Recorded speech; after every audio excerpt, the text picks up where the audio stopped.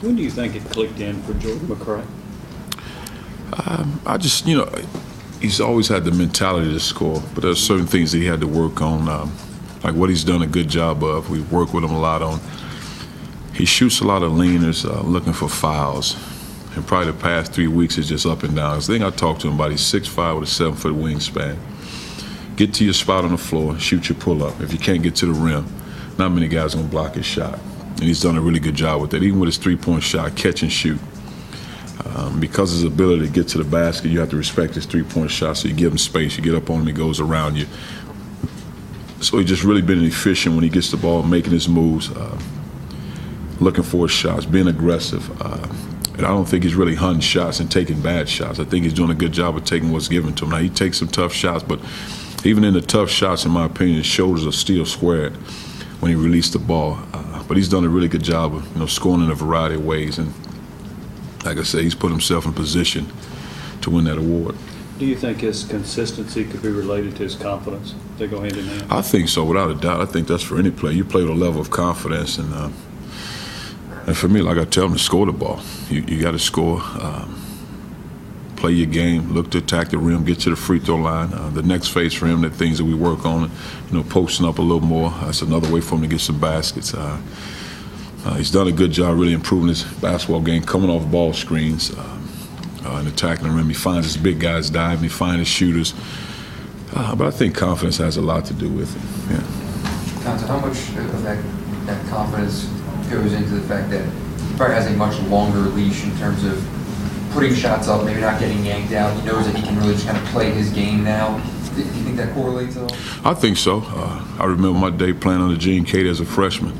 I missed that first shot. I was probably coming out of the game because I wasn't in heavy rotation. But when you're in heavy rotation, I think that's for any coach. When you're in heavy rotation, you know the system, you understand, you've been around, you know it's a good and bad shot, it's part of it. And that's the same way I am. Some guys that don't play a lot don't get the same opportunities Jarnell, Trey, and Jordan get. It's just the way it is. I guess when you look at him along with the other scorers, maybe guys that are more highly regarded than him in terms of the next level, like a Caldwell Pope, players like that, where does he stack up? You said he's right up there with SEC Player of the Year. I think if I had a vote, I'd vote Jordan McRae. I mean, Caldwell Pope's a very talented guy. You look across the board, you look at the numbers, you look at the percentages, the production. I vote Jordan McRae. I'm not just saying it because he's my guy. And I really like the way Caldwell Pope plays the game. I think both of those guys, barring any major injury, will be at that level.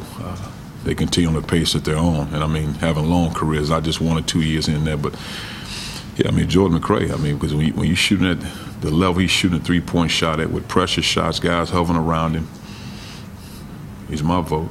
How much of his game translates, everyone always talks about Stokes at the next level. Where do you look at McRae in terms of the league? Oh, I think he'll be there. I think when it's all said and done, he'll be there. He'll continue on the pace he's on. Obviously, you got to get strong in certain areas. There's certain things you got to work on. But when you have the mentality of scoring, you're making shots, you're productive in that area, you're in the ballpark.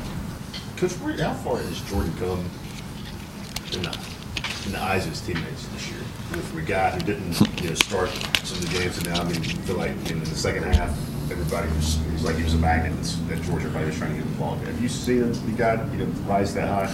Well, the thing about this team is you don't have selfish guys, in my opinion, that I don't want to throw this guy the ball, I don't want him to score. I mean, he's just trying to win a ball game. And I think that's a good thing about this team. Just trying to find ways to win games, not necessarily, this guy has 7 shots, I don't want to get him another shot. We're just trying to win a game, and if Jordan's hot, let's roll with it and try to get out there with a win. But, I mean, his teammates like him. But to be specific, you might want to ask one of those guys. Yeah.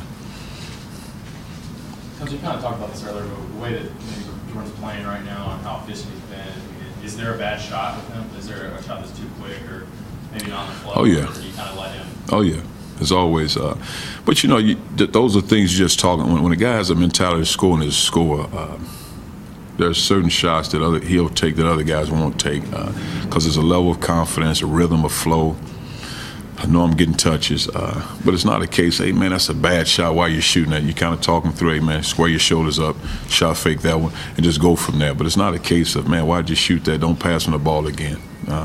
You don't do that. I mean, because when a guy's a scorer, he's a scorer, and there's certain things that he sees and he does that other guys don't.